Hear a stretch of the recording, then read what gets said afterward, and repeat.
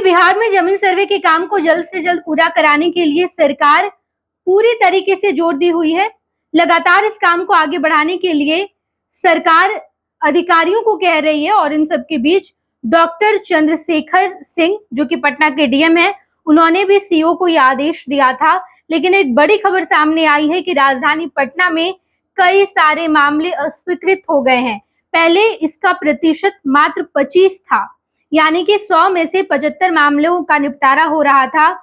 ये मामले 25% ऐसे थे जो पेंडिंग में थे, अस्वीकृत कर दिए गए थे क्योंकि कहीं कागज गलत बताया जा रहा था, कुछ न कुछ त्रुटि आ रही थी। लेकिन अब ऐसे मामले बढ़ते जा रहे हैं और अस्वीकृत आवेदन की संख्या भी बढ़ गई है। अब इसकी संख्या 37% के आसपास पहुंच गया है, यानी कि लमसम बात करें तो 40% के आसपास। 60% ऐसे मामले हैं जिसका निपटारा हो रहा है, दाखिल खारिज हो रहा है, आवेदन सही आ रहे हैं, लेकिन 40% मोटा मोटी अगर आप बात करें तो 40% ऐसे मामले हैं जिसका निपटारा नहीं हो पा रहा है, दाखिल खारिज नहीं हो पा रहा है। और इसके लिए सरकार ने सीओ को कहा है कि आप जल्द से जल्द काम कीजिए, लेकिन कागज भी गलत आ रहे हैं, पारिवारिक विवाद भी सामने आ रहा है और ऐसे में अस्वीकृत आवेदन की संख्या, अस्वीकृत आवेदन का प्रतिशत लगातार बढ़ता जा रहा है। बताते चले हम आपको कि 3.58 लाख आवेदन अस्वीकृत अब तक किए जा चुके हैं। अधिकारियों का कहना है कि भूमि के दाखिल खारिज से ज्यादातर मामले इसलिए अस्वीकृत किए गए क्योंकि ऑनलाइन आवेदन में कई त्रुटियां थी। इसमें भूमि का खाता खिसरा, मौजा का स्पष्ट जिक्र नहीं होना, कई आवेदन में आवेदक का नाम जमीन की रजिस्ट्री के डीडी और अन्य कागजात में अलग अलग पाया गया।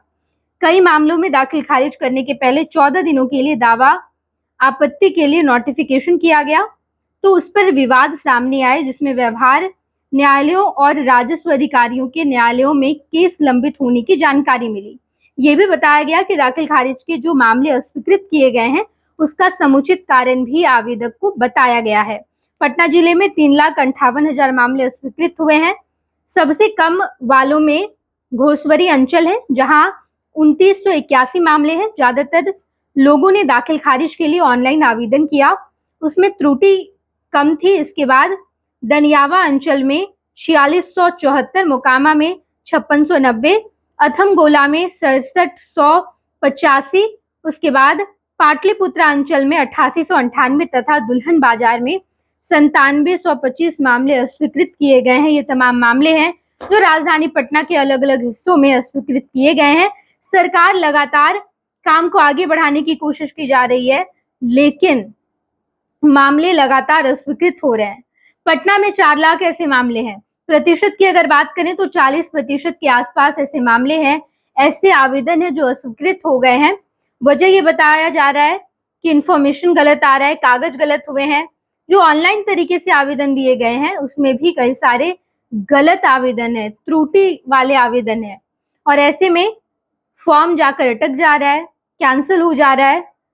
और अब अंचलाधिकारियों पर प्रेशर बन रहा है कि अंचलाधिकारी जल्द से जल्द इस काम को करे। डॉक्टर चंद्रशेखर जो पटना के डीएम है, उन्होंने पटना के अंचलाधिकारियों को यह निर्देश दिया है, लेकिन अब तक मामले लंबित पड़े हुए हैं। कई सारे मामले अस्वीकृत भी हो गए।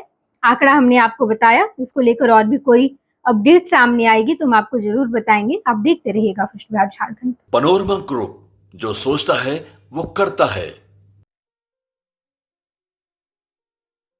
ये लो मुंह मीठा करो, आज मैंने अपना जॉब छोड़ दिया, अब हम पूर्णिया वापस जाएंगे।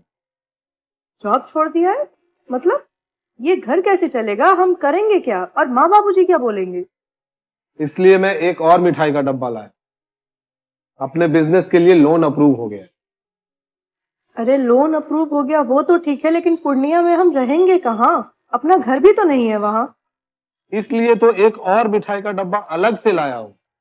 हमने पूर्णिया में घर ले लिया है, पूर्णिया के ई होम्स पैनोरमा में। पूर्णिया में पैनोरमा ग्रुप लेकर आए हैं ई होम्स पैनोरमा।